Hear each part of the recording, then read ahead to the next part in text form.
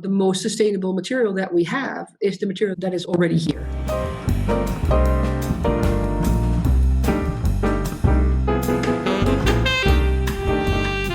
Hi everyone, and welcome again at Sustainability Talk with Anne and Anne. Today we have another Anne, that is Nicoline. We would like to introduce you Nicoline Van Enter and what she does in sustainability with her work, with her school, and with her daily life. The Nicoline is the best trend forecaster, especially for sneaker, that I ever met. Indeed, started out in journalism and trend forecasting of footwear in the 90s already.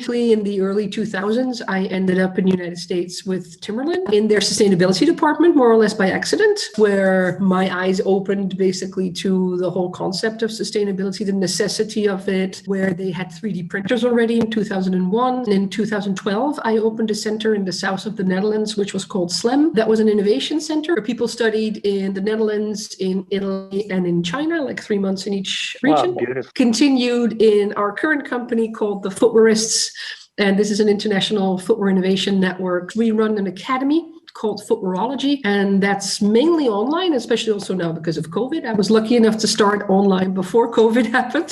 So most of my courses are quite holistic, instead of just saying, okay, what is a new material? What is this or what is that? It's more about teaching people knowledge and new systems at the same time. What do you do in sustainability in your course? I use the word sustainability intentionally. It's a very broad word, and there's not one meaning. My courses are also quite pragmatic. So depending on where a company is right now, we start looking at, okay, what are your goals that you feel strongly about? It can be the environmental product side, there can be the social side. In these talks, we always have tanneries and some PU supplier. What's best, Nicoline, between leather and PU? I have one short answer, and it's the collaboration. I mean, I never make that distinction already because I really dislike first of all, this conversation on what is best, because most of the leathers at this moment have some type of PU coating, backing, whatever. Tanneries say, if there's leather, there's no plastic. I'm like, oh, come on, so you don't sell patent leather, you don't sell metallic leather, you don't, come on. PU split. Exactly. I mean, PU split, car leather, oh, come on, please. That's hardly leather anymore. So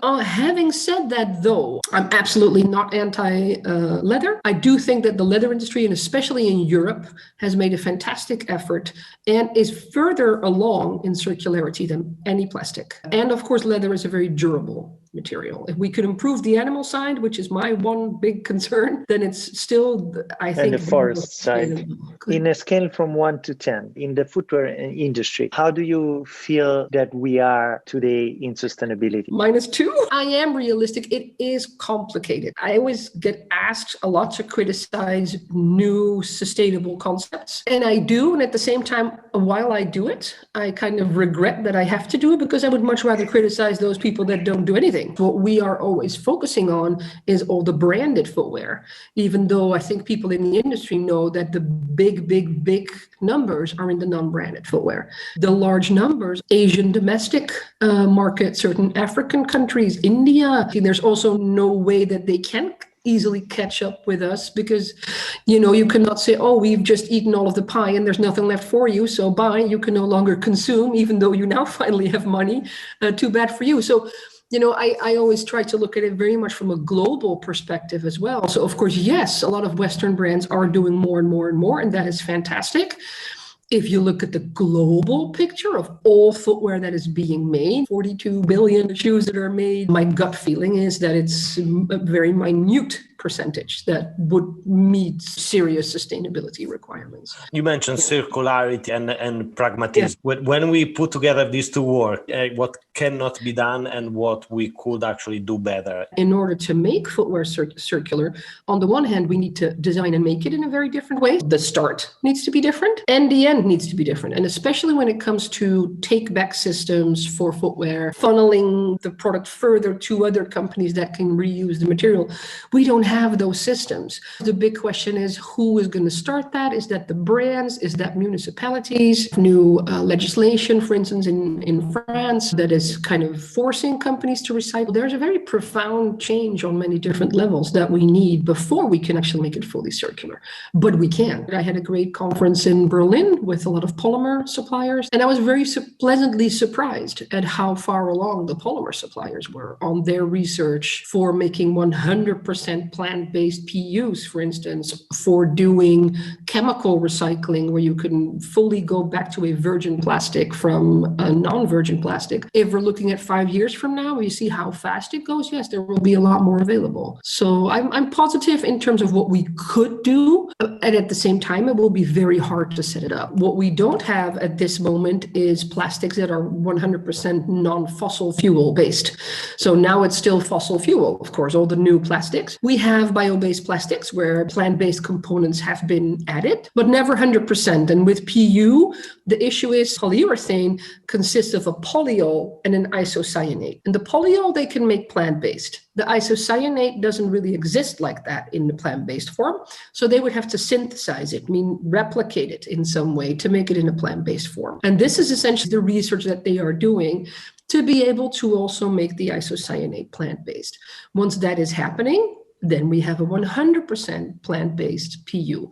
Now, a lot of people still think in a very simplistic way about words like biodegradation or composting, as if it's like, oh, you just put it in your garden, it's gone. And well, yeah, not as simple as that, unfortunately. People think like, yeah, it's biodegradable, but what is after that? Everything degrades. You and I degrade. Everything around us degrades. It just means that stuff is decomposing over time. Then you have biodegradable, and that it means it degrades under the influence of natural elements. So microbes, water, air. You have different levels and types of biodegradation also in there. Does it degrade in water, in soil, air, etc., etc.? But biodegradation only means that it degrades. It doesn't mean that there's no residue. It doesn't mean that it's gone. So you can indeed have a fossil fuel-based plastic that biodegrades. It doesn't mean that it's gone and that it's harmless and that there's no toxins. So that's why I'm always a little bit worried with all the grinding that we do in footwear now. When we think of recycling, it's mechanical recycling.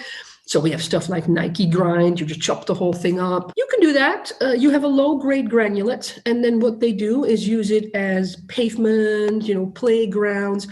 I'm always a bit worried because then you have all this stuff leaking into the soil, essentially. That's like a whole bunch of EVA, PU, whatever. And then, of course, compostable does mean that it biodegrades and under the influence of natural elements, but leaves no residue. With compostability, you also need to understand how long it takes to be composted. Of course, it's always biodegradable. It depends how long it takes to biodegrade. And from the other side, there could be something bad because you want to wear your shoes pretty much long. Yeah, in the leather industry, they're actually quite far. Also, especially in Europe, they're quite far when it comes to making leather more circular. On your feet, you could also normally have conditions that could lead to decomposing of the shoe.